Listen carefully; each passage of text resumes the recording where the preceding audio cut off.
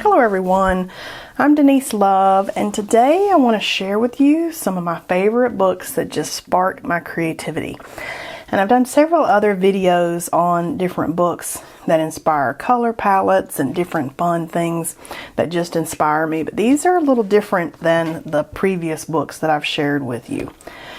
These are books that are reading books. They're mostly books that you read. They're not as visual. They can be, some of them are visual, but they're not teaching you any specific art technique, and they're not pulling a color palette that I'm looking for and things like that. These are more for the mind and inspiring you to just kind of push through a block or inspire an idea, just things that just mentally help you move forward as an artist, and these have been some of those that do that for me.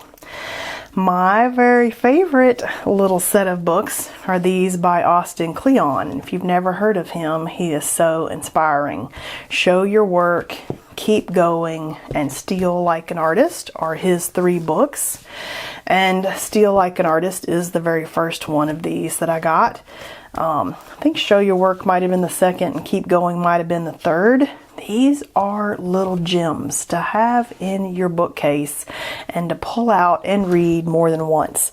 Every time I have started reading one of these, I'll get 10, 15, 20 pages in, and I'll get an idea. It'll spark something that I saw, or it'll spark kind of an interest in something I was already kind of maybe thinking of, or it'll spark a new idea in a new direction. And I will then put the book down and get my notebook out and start brainstorming ideas for a new class or workshop or idea for art. And it's just genius how these little books just inspire so much in everybody that I've ever known that's read these.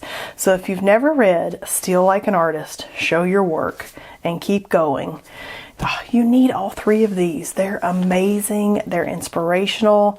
I have come up with so many ideas after just sitting and relaxing a bit and letting myself just stop and read the stories and the information that he's got. They're so inspirational. So that's probably my 3 number 1 very most favorite little set of inspiration books. I love those.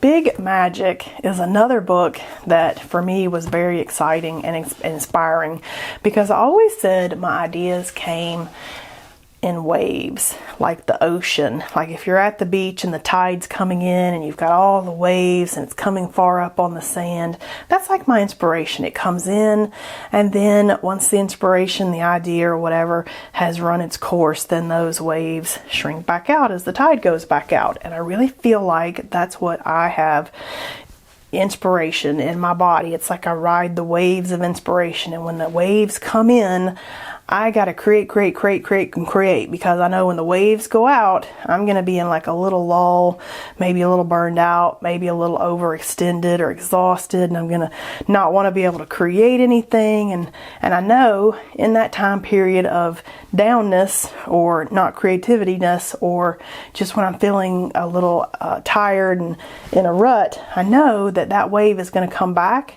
And since I know that this is now my cycle, I know that I need to ride the wave when it's here and relax when it goes back out until the next wave comes.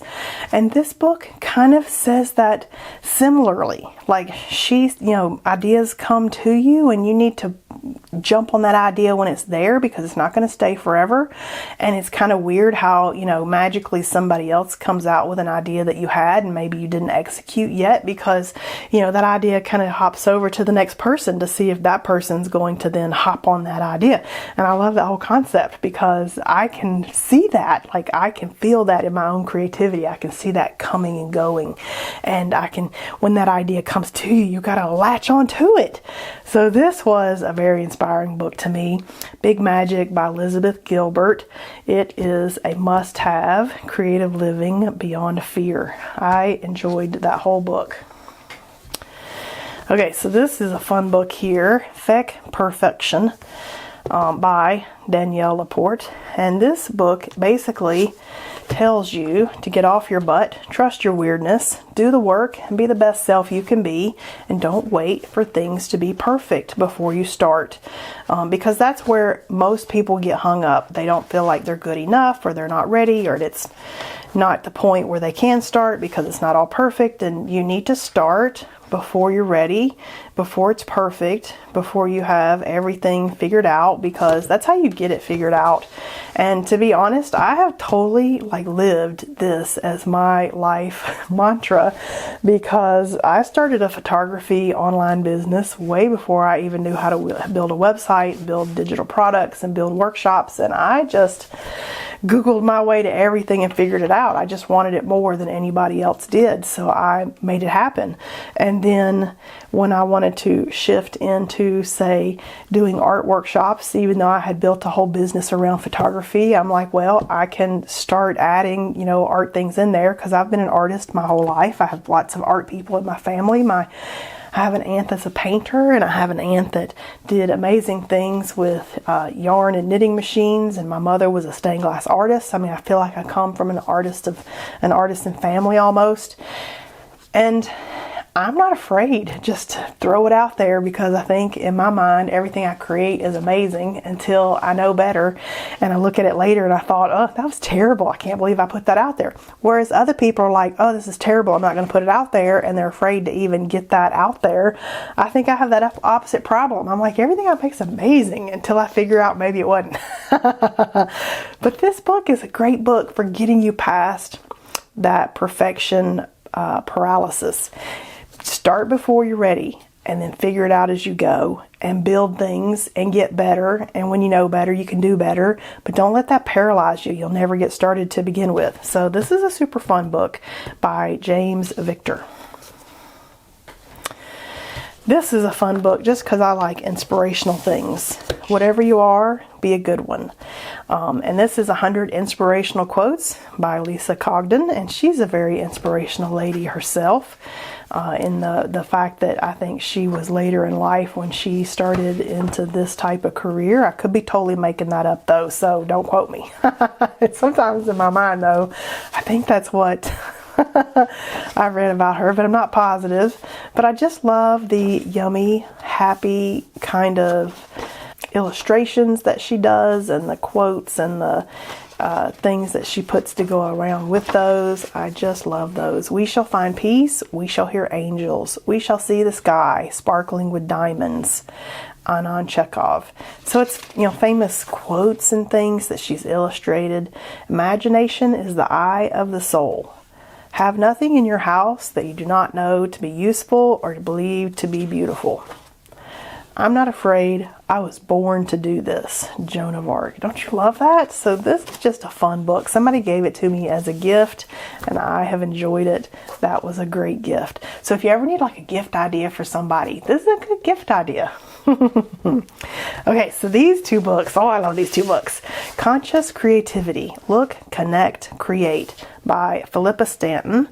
This lady goes upon the concept of create consciously. Don't just create mindlessly. Don't just paint and create with mindlessness in mind. She wants you to be conscious, look around, create deliberately. And I love all the pictures, the exciting different things that she has you do in here, like daily practice outdoors or daily practice indoors, daily practice with color.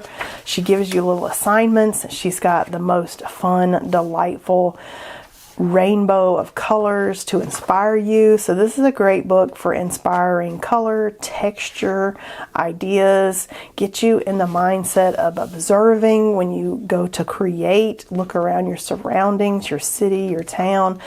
This is just a delightful book to get you creating a little more consciously. So Conscious Creativity. Love that book. Okay, this book I really love because I want a whole series of art supplies, still lifes, like photography. So that was my main thing for getting the book originally, but it inspires so much more in me in the art part of things that it's got lots of uses. So this is the Ingredients of Creativity, Art Supplies. This was created by the Uppercase magazine, and it's part of their Encyclopedia of Inspiration collection.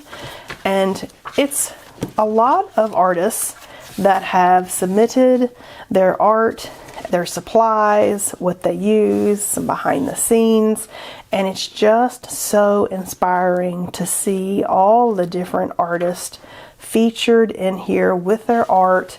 This right here, right up my alley. Like, check out that yummy stuff. Oh my gosh, like I can feel myself now getting excited to do some abstract art today.